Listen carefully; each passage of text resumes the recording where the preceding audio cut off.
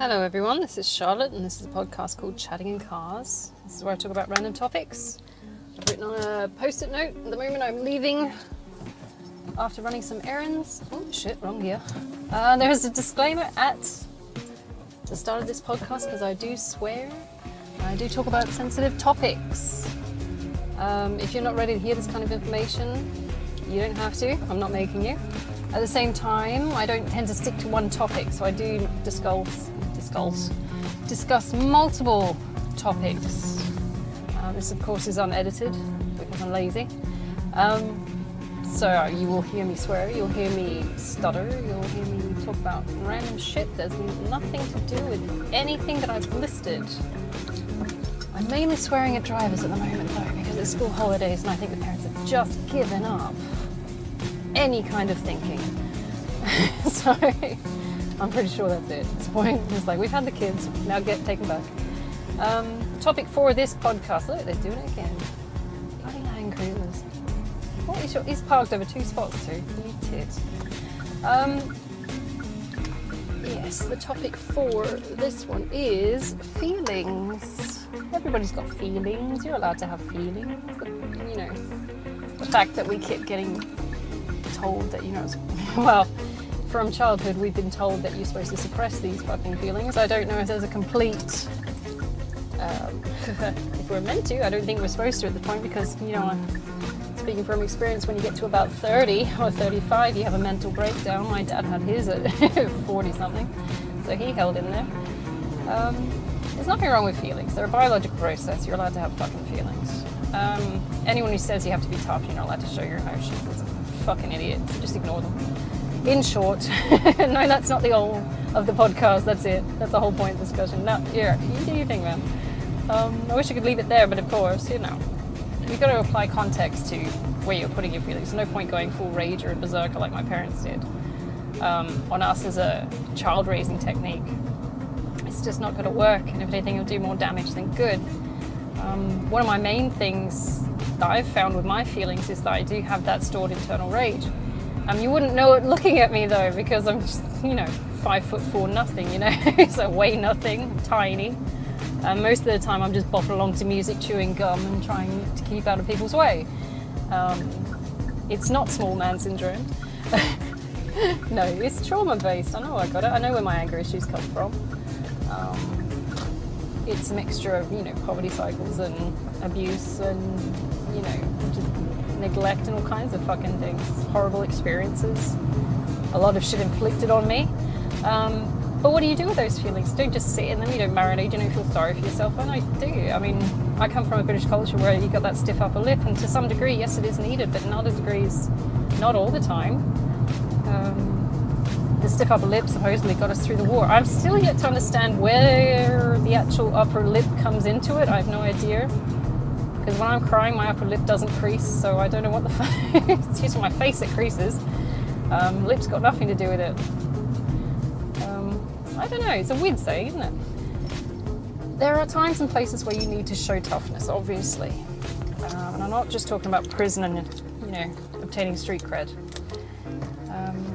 In order to get shit going, you've got to have to show a certain level of toughness and resilience. You can't just sit and cry and have a fucking meltdown because something didn't work, something didn't go your way. Let's talk about the negative feelings, of course. There are positive feelings.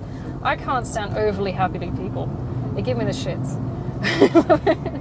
But I'm a horrible cynic at heart sometimes, It's like, I don't know if that's trauma-based, right? Because you go through some horrible experiences, and when you find someone who's just overly happy all the time, you sit there and think, you've never had nothing go wrong with you, have you, you prick? Right, my turn. No, no, don't be mean. We should be counting our blessings that these people haven't had horrible experiences. It gives us hope for the rest of us, right? That's ideally what we do, but we're all a bit cynical and we go, oh, shut up. Stop being so happy. No one's overly happy this much all the time. Are you on drugs? Got to be realist.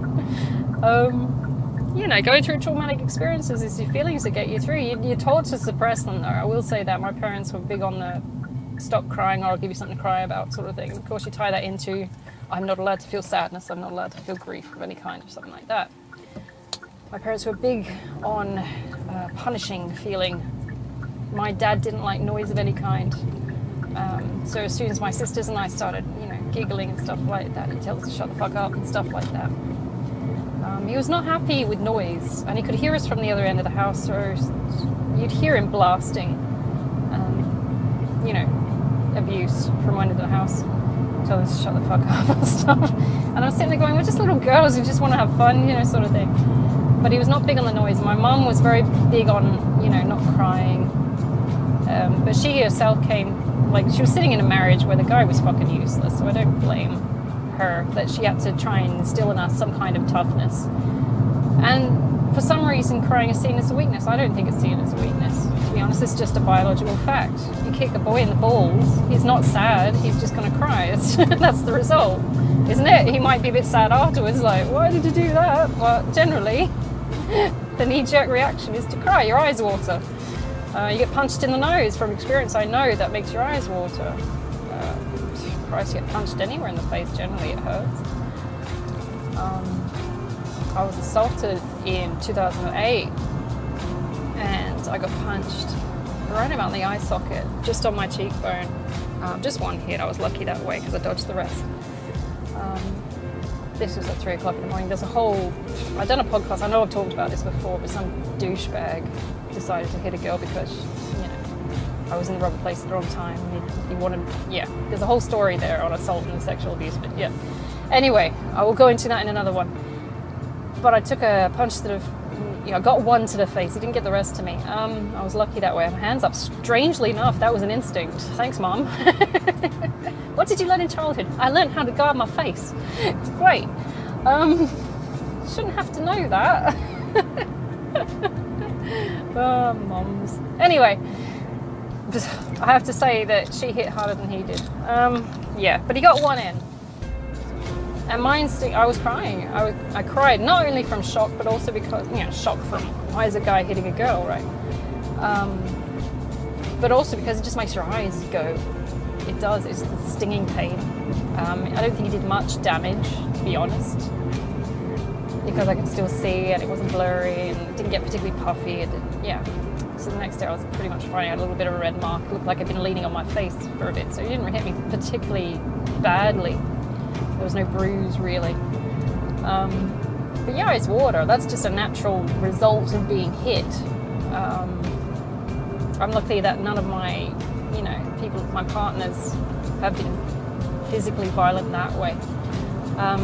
My ex-boyfriend was sexually violent, though, I admit that. He was not a good guy that way. Thought it was funny as hell. And a few times you do cry during sex, so yeah, but it's not a good thing. There's nothing, you don't need to suppress that. You don't need to say, I'm tough and I can take this. To me, that was a new form of abuse because my ex-husband was not that way inclined at all. In fact, he was actually quite good at sex. It was a very enjoyable experience. It was the only thing he had, really.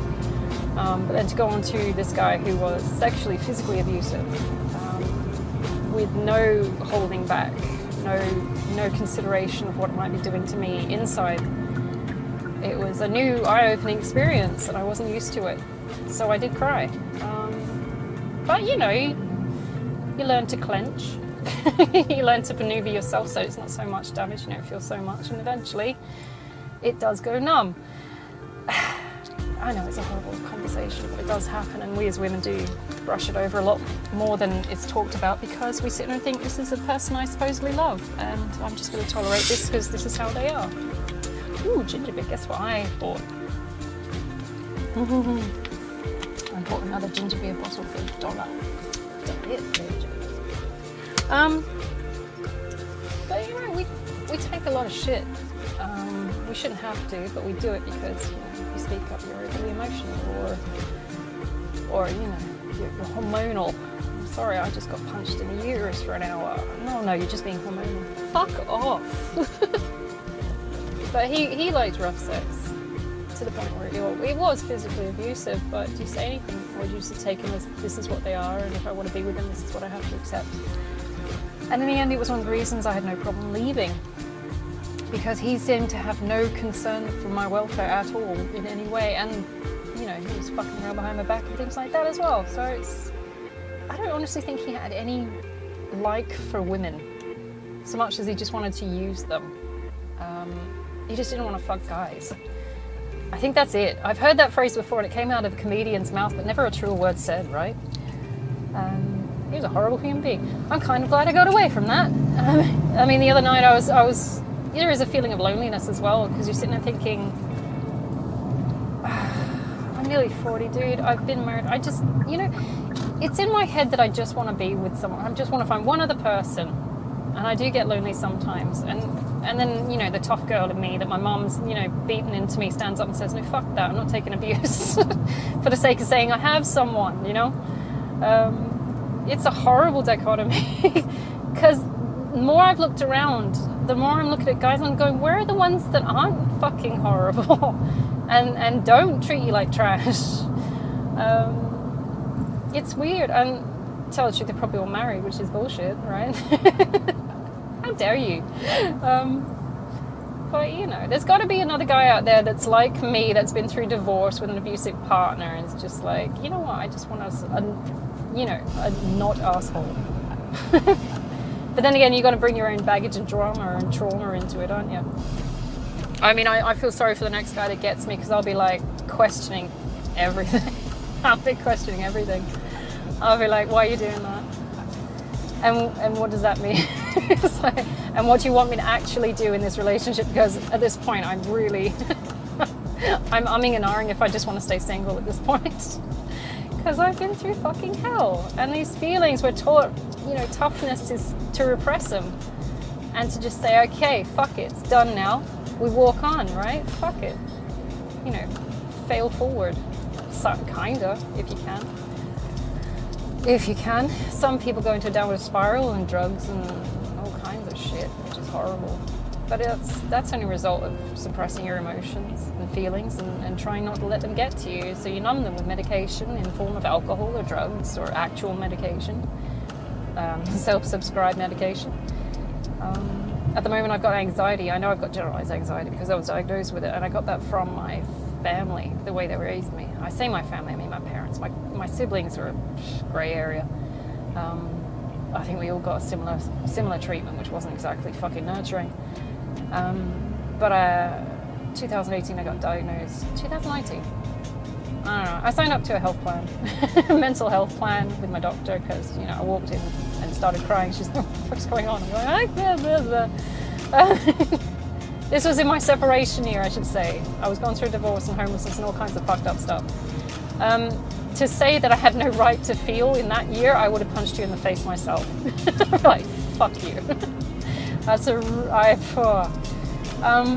Feelings are not a right to be earned. They're a biological process, as far as I'm concerned. They're going to happen regardless. Well, how you choose to treat them will dictate how you fare in the situation. You could have a mental breakdown of 40 from suppressing it, or you could let it all out and go berserk and get in prison because you decided that's the way you want to show your feelings. Christ. That was a crazy year. One day I'm going to do a podcast just based on that fucking year. It was mental.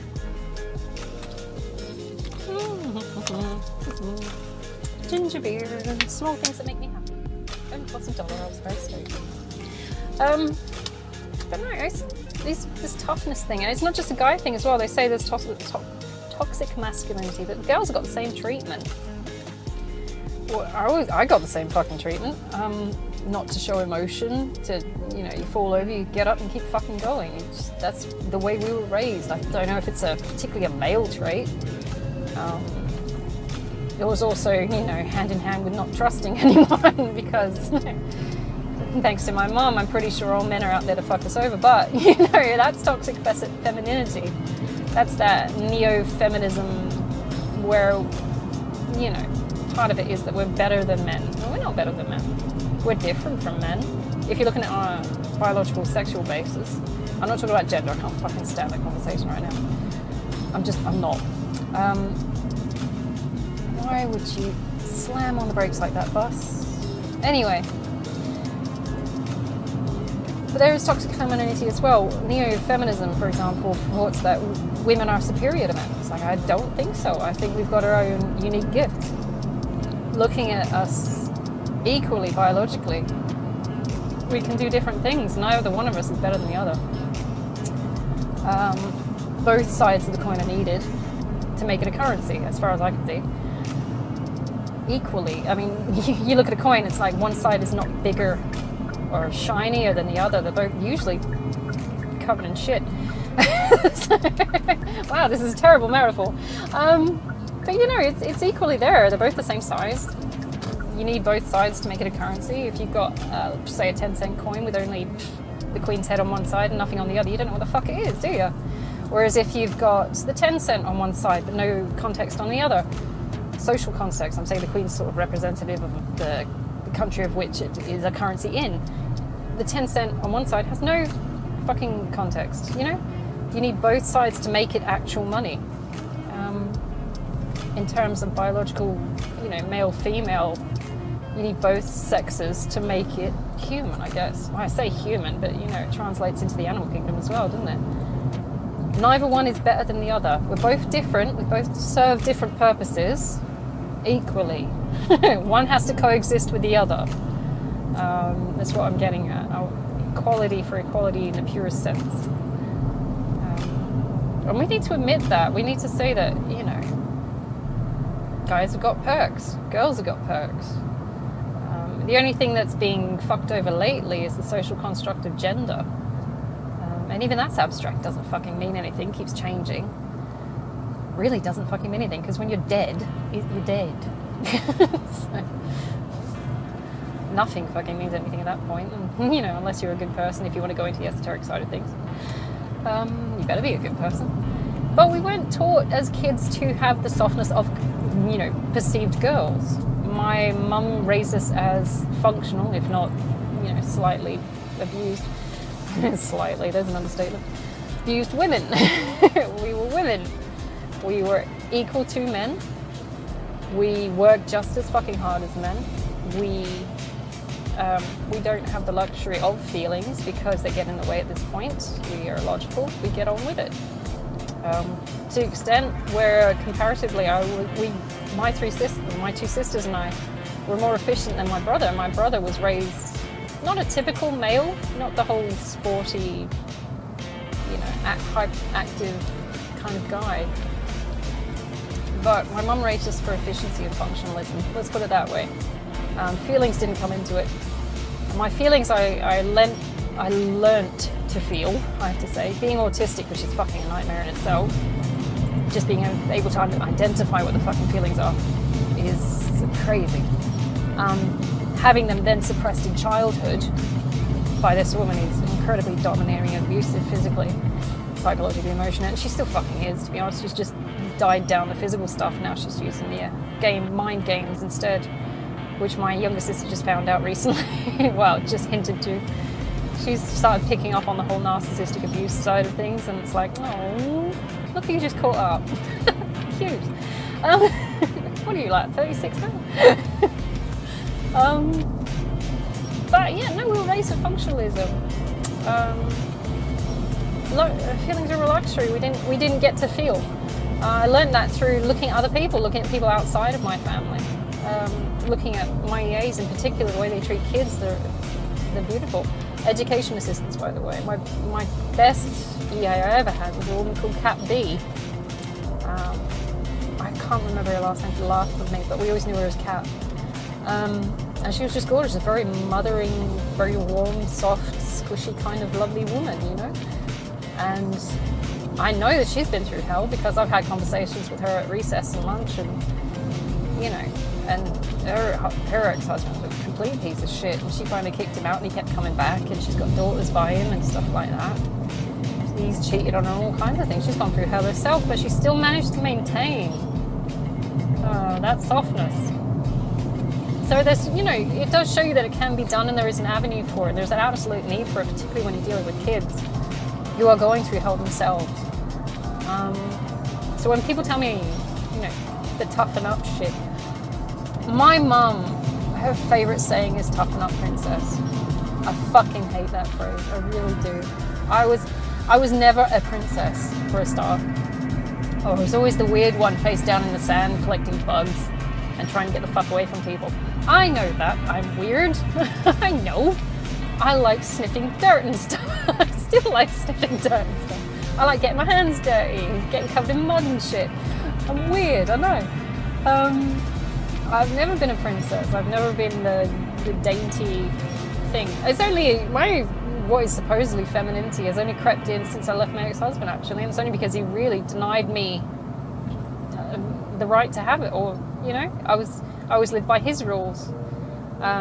He told me what to wear, eat, say, everything. I was just puppet to him. He didn't give a shit anyway. He used me for my money and my sex. And the fact that I latched on trying to fulfill some kind of abandonment issue and neglect from parental shit, and he just latched on, fed his ego and narcissism, and that was our marriage. It was validation by him accepting that I existed at all. I was stoked that he was happy. It was a horrible marriage, really. So when my kids turn around and I tell them I'm divorced, they go, "Oh, that's so sad." I'm going, no. It was only a sad thing if it was a good marriage. The best thing I could have done was leave him, because so far, despite the blip that was my ex-boyfriend, the idiot, things have just gone up. It's got better.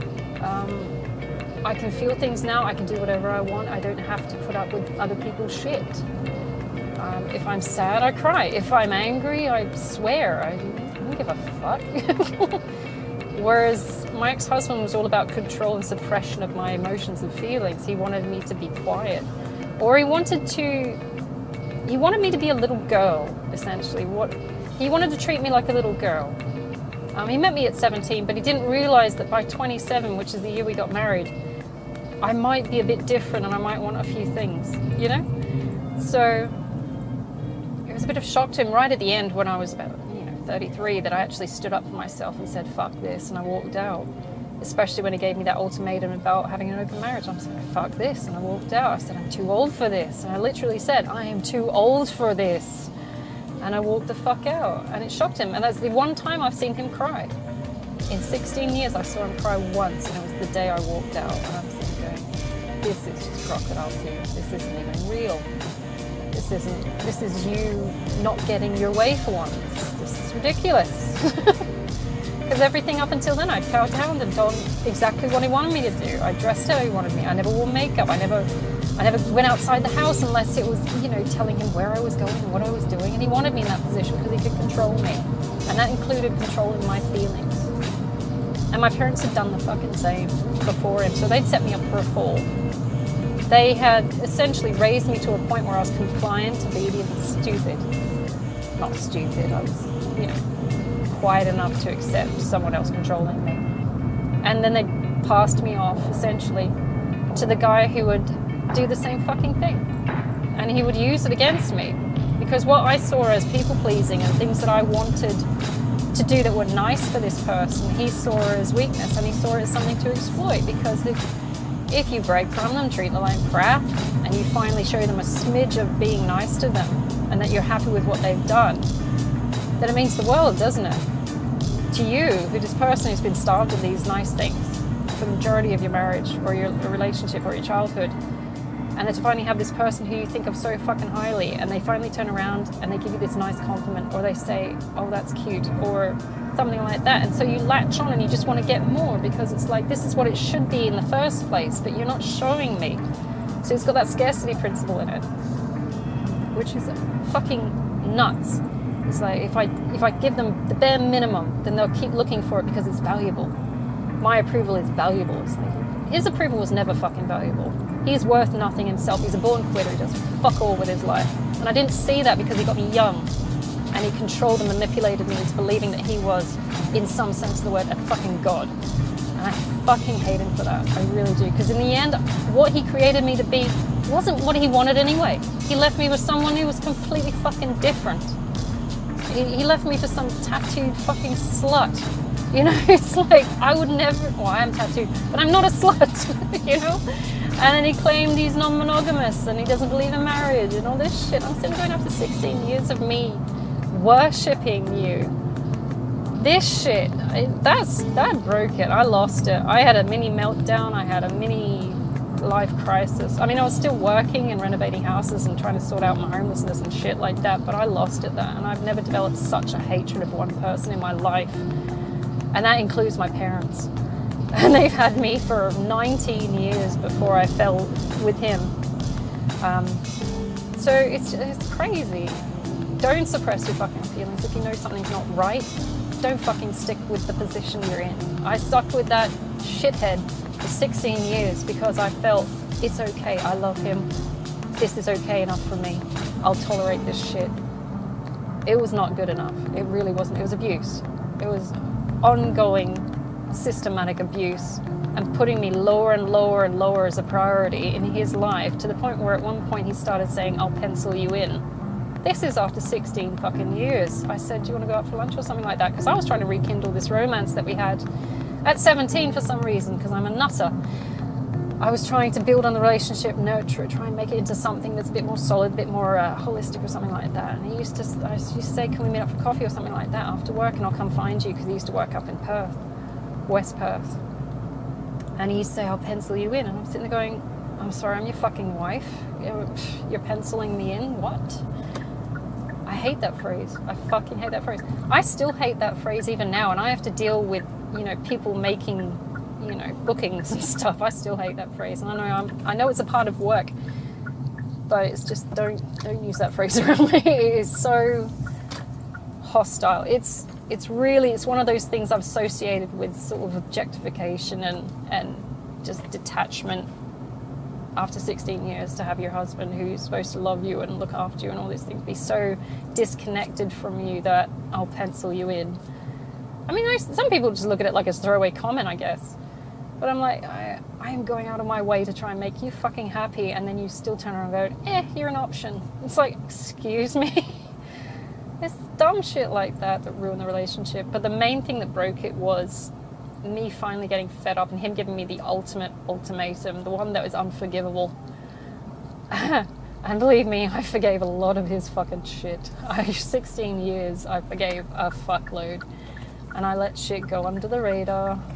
And I ignored all the shit he did to me because I just wanted it to work.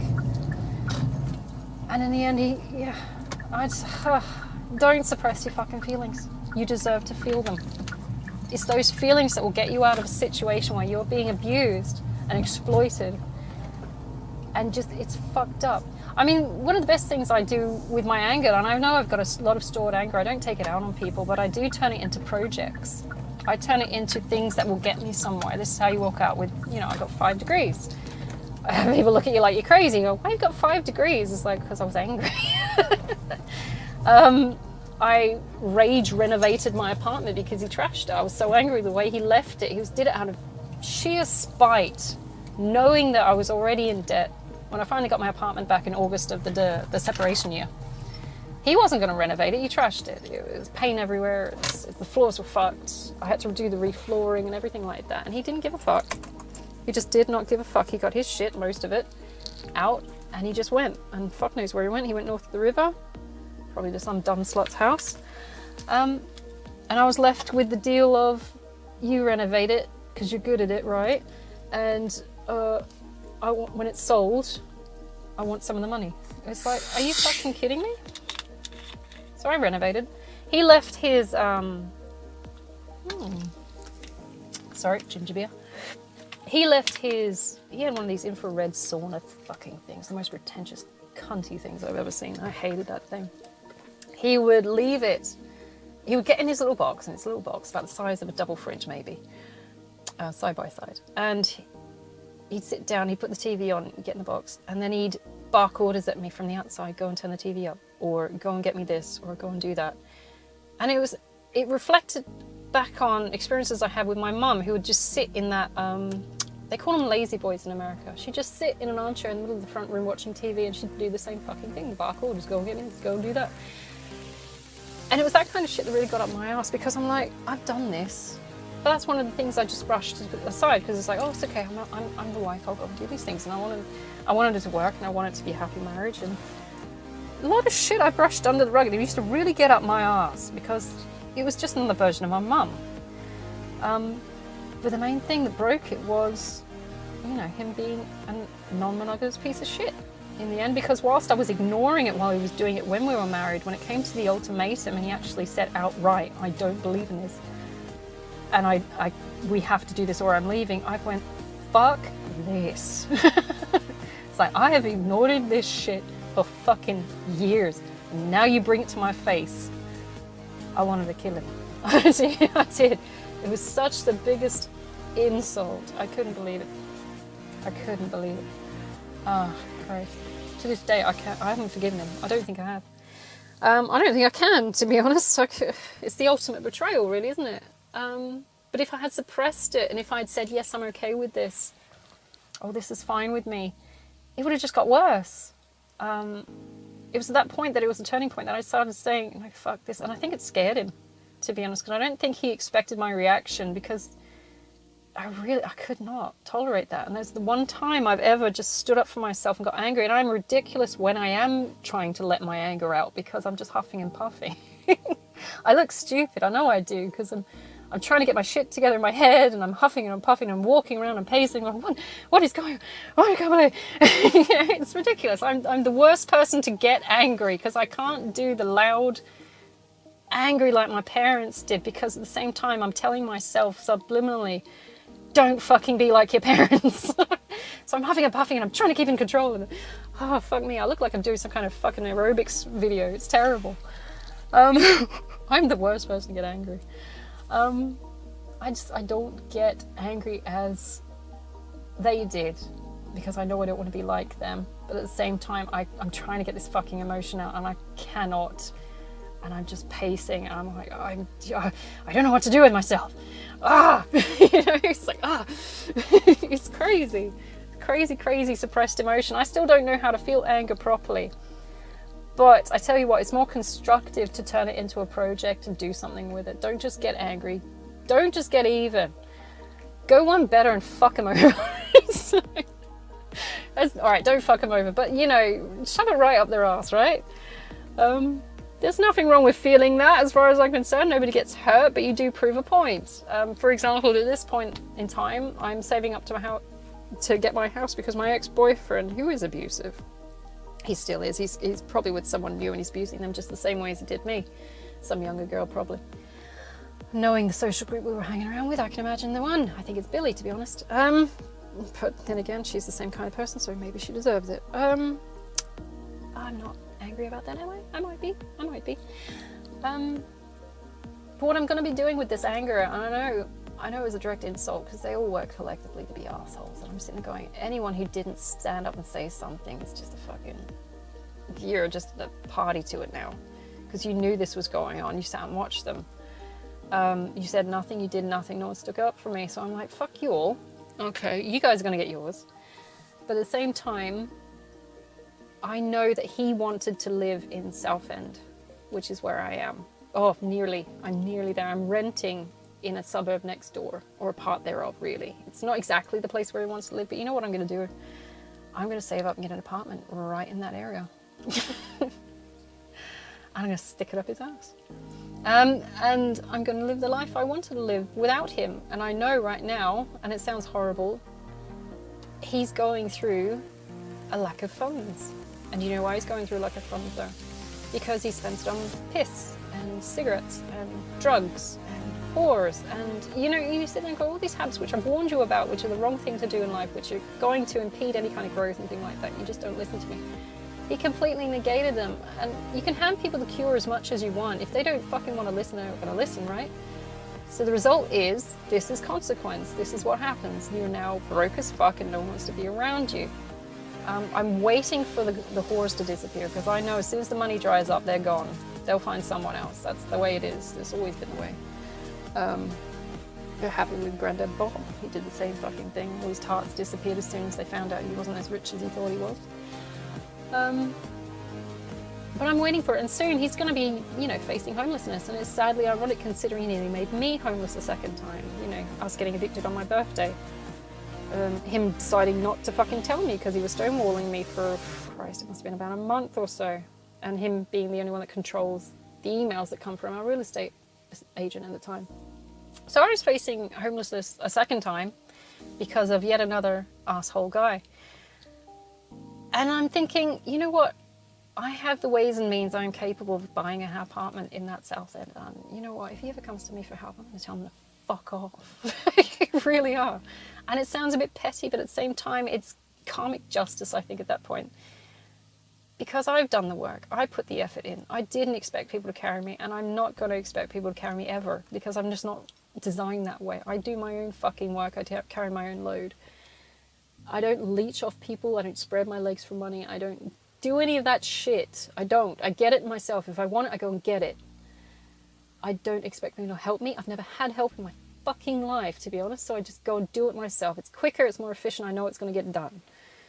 People look at you like you're crazy. It's like, I know I'm fucking crazy. Or it's a trauma response. I can't tell. But I know at some point he's going to try and get in contact with me. I just have a strong feeling. And he's going to be giving me the sad story. Oh no, all these people have abandoned me. They were mean to me. Oh no, the girls used me for sex and money and then they left. And oh, I've got nowhere to go. I'm going to be like, oh well, you know what? I know a few homeless hostels. I'll sign you up. Because I'm not helping you. You are abusive. You're a horrible human being on every fucking front. And I'm just not going to. At that point, I'm going to shut down my feelings. Because normally I would actually turn around and help him. Which I've done several times over before. Every time we break up, it's always me coming back to try and make peace. Or me trying to check he's all right. Or check he's, got everything running for him and stuff like that. I don't know why the fuck I'm like that. I really don't. It's meant to be a blessing. Some days it's a fucking curse. But, actually giving a shit about someone's welfare, even though they're abusive conscious, is... I don't know what that is. I think it's come from abuse. I don't know. But, at some point it's okay to turn off those emotions. In that instance, yes, you can turn off your feelings. Normally I would say feel your feelings, because you have a right to them as a human being. They're a biological process. They're part of your makeup. Absolutely, they're yours. But when it comes to assholes who are wanting to exploit you and drive you around the bend and use all your shit and just abuse you, shut your emotions down. Because they don't deserve them, okay?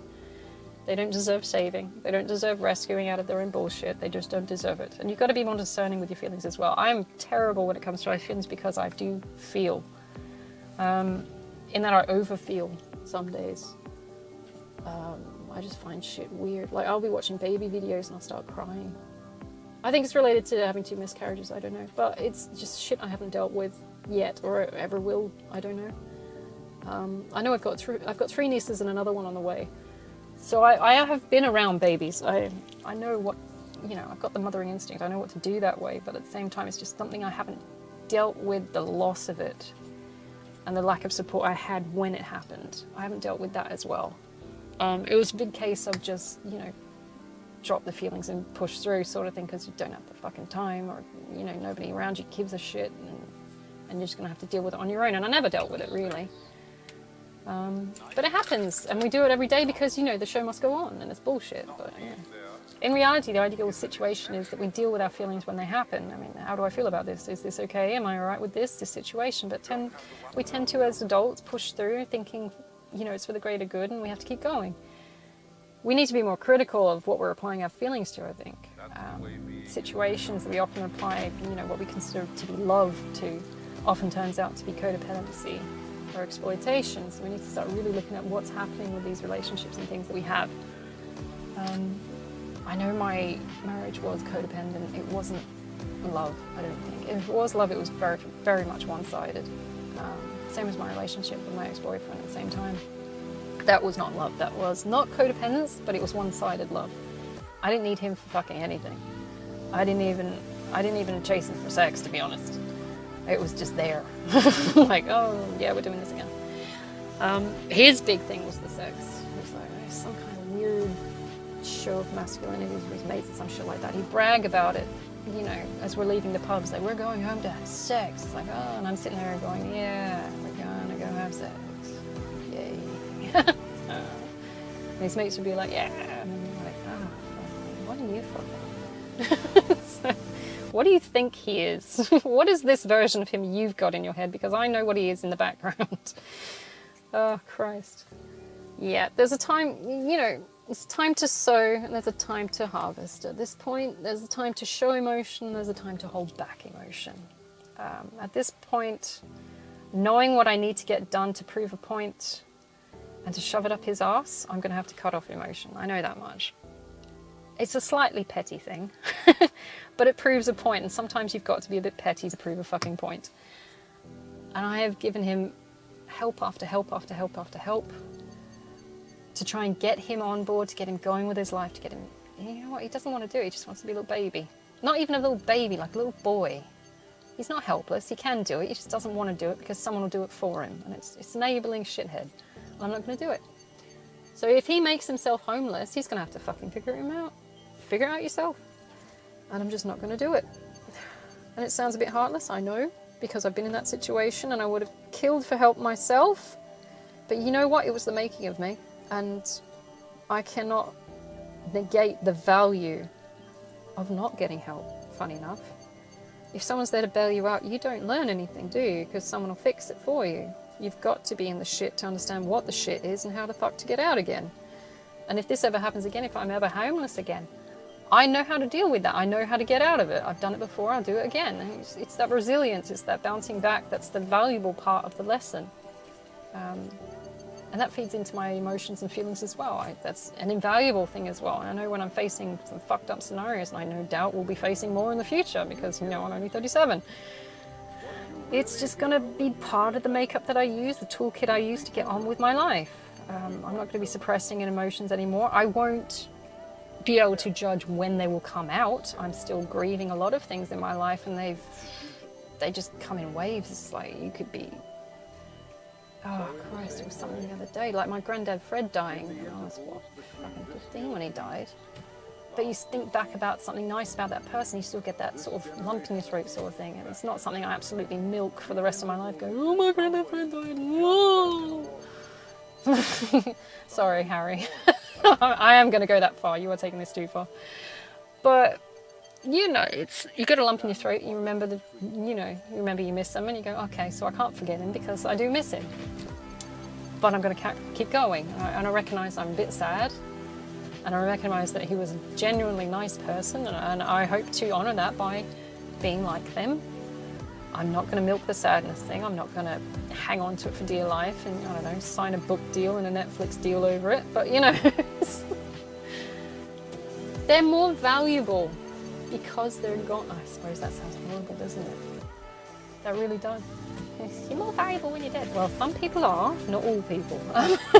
But looking back at my granddad Bob. How does it, you get like a really nice grandparent and you get a really horrible grandparent, and they're just stark contrast. How is that? Good cop, bad cop, I don't know. But the thought of Fred now, because it's post-death, is valuable to me because I can remember him as he was, and he was always a gentleman. He was always Fred Astaire amazing. You know, he looked like Fred Astaire. He was a gorgeous man, always the best manners, always something to hold myself up to. If I could be anyone like my grandparents, it'd be my grandma's feistiness, her husband was Fred. So his best manners and everything about him, he was an amazing person. But my grandma's fieriness, I love her for that. Go away, woman. Badass to the bone. She didn't take shit. I remember one time he pissed her off and she held a knife to his throat over the sink. I'm going, yeah, Grandma, you didn't take shit. She came from Connemara. Good, tough people. I like them. Good people. Fish people. Well, fishermen people. That's a fucking lifestyle. But, you know, you're right to have your feelings. No one's going to give you shit. No one should give you shit about them because they're exactly doing the same thing. They're feeling their feelings. They just don't admit it. And anyone who thinks, you know, having feelings of positivity or sadness or kindness or anything like that is a weakness is a piece of shit. There's nothing wrong with kindness. There is nothing wrong with going through absolute fucking hell and then still finding a way to be nice to people because you don't want to pass that fucking shit on. There's nothing wrong with that. My ex-boyfriend thought it was a weakness, so he exploited it. I'm like, right, you see kindness as a weakness. I'm taking that away from you. Now you don't get the kindness. You've got to have the equal exchange as well. It's not just a case of I'm going to be kind to everyone despite them being an asshole back to me. It's like, no.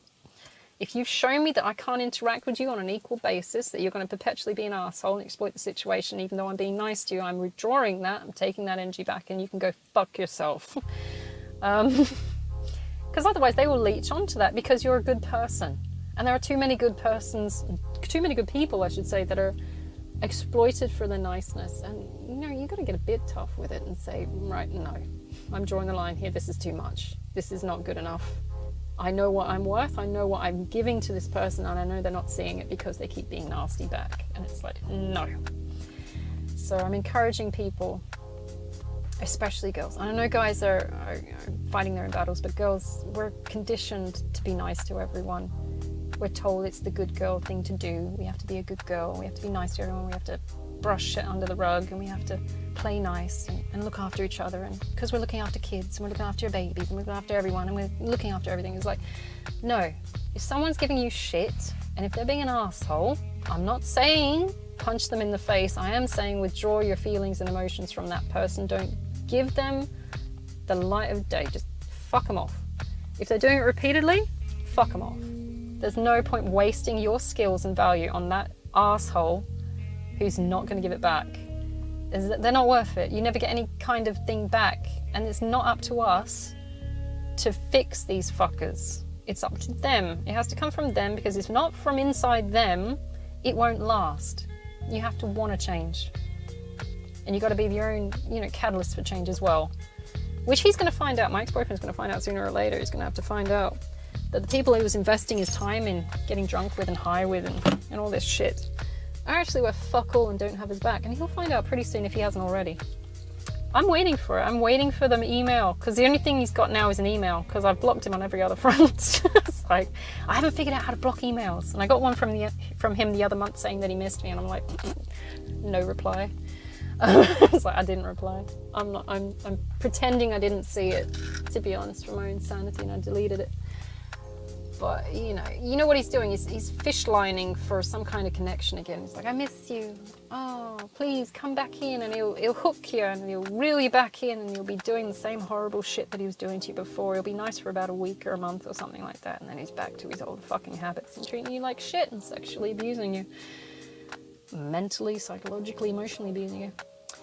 He's a horrible human being, and there's plenty of them out there, and thinks it's a game to hook nice people in and use them and exploit them. So you've got to find a way to cut off your feelings and just say no. So I'm hoping you guys have the strength to do that today. If you have anyone that is being absolutely horrible around you, you don't have to put up with that shit. I'm not saying if someone's having a bad day or a one-off and they're like, oh, I'm grumpy today, I can't be fucked dealing with people, that you cut them off altogether. But if they're an absolute bastard and they've repeatedly shown you how much of an absolute bastard they are, and you keep forgiving them, being nice to them, I'm definitely saying cut the fucker off. It's a cancer. Cut it off. You don't need that. You're worth more, and you can absolutely spend your time and efforts and emotions in better ways. Okay? So I'm going to leave that there, and I hope you have a fantastic day.